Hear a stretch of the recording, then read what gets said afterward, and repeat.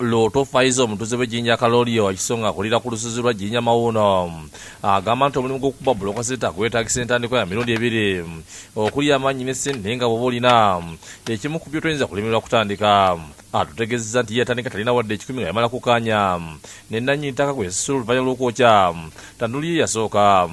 Naye twakkaanya bukkaanya ne nannyini ttaka ne mugamba sirina ssente ne mpa ettaka nkole nja kusasula era ne musasula.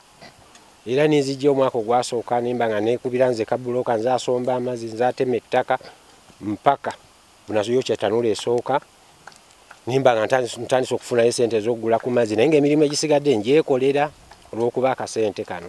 Mu myezi ebiri osobola okuba bbulooka omutwalo mulamba n'omusibe nga zivamu akakadde kamu n'ekitundu ku mitwalo 80 n'apisa emitwalo 7.5 ku 80 ng'amaze okusasulako abakozi n'enkuza mitwalo 45 ne ziva Nakasongola. Nsobola evaamu akakadde kamu n'ekitundu nsobola okufisa emitwalo 8 oba 75.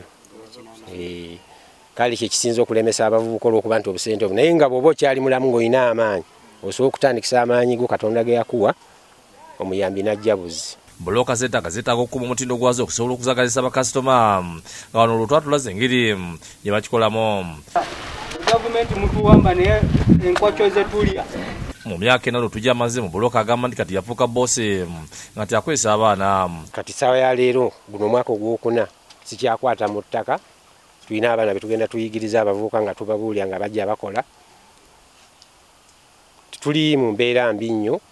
Akatale ka bbulooka agamba nti tekabulangu kuba abazeetaaga babangi. Kalule Muhammad akamala emyaka 2 mu bbulooka agamba nti olibwa bakozesa ssente yeetaaga ssente ziri wakati emitwalo 5 ku kiranga kuno kuliko abasimi abatabula abali kuba n'abazibika. Tanuli ya bbulooka omutwalo gumu n'ekitundu yeetaaga emitwalo 3 okugipanga n'emitwalo 45 okugula enko.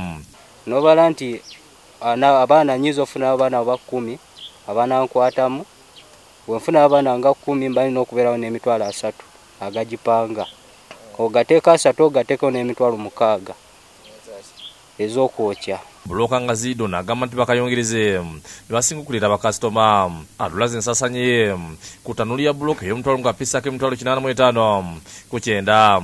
Bangigyeko abakuba ettaka, bangigyeko abookya, awo mbamba maze bonna bonna awo nange nezenku awo nentandika nange okwata ezange awo nenziyamu ekyo okukola ekirala. Ontakirizigana bimusomoza ng'agamba nti omuntu yina abalina okukola na buvumu n'okulabirira kubalala okusobola okumanya ebyokukola. Gwe kasita obanga ekintu okimanyi kuba n'obanga tokimanyi era ojja n'obeera mu banno n'okiraba nga bwe bakikola n'okikola naawe n'oyiyayo omutwe ogwo gubanga mwangu gusobola okukikwata amangu. Nawe noddayo n'ogaba naye kanfuneyo oba 3 oba 4 kalina enjiya ekifo nange wakiri nemba nkubye 10 oba 10 oba 2 ze zange. Kalule bizinesi ya bbulooka ayiguze mu poloti n'okusimba ennyumba nga n'obulamu bwe mutambula bulungi.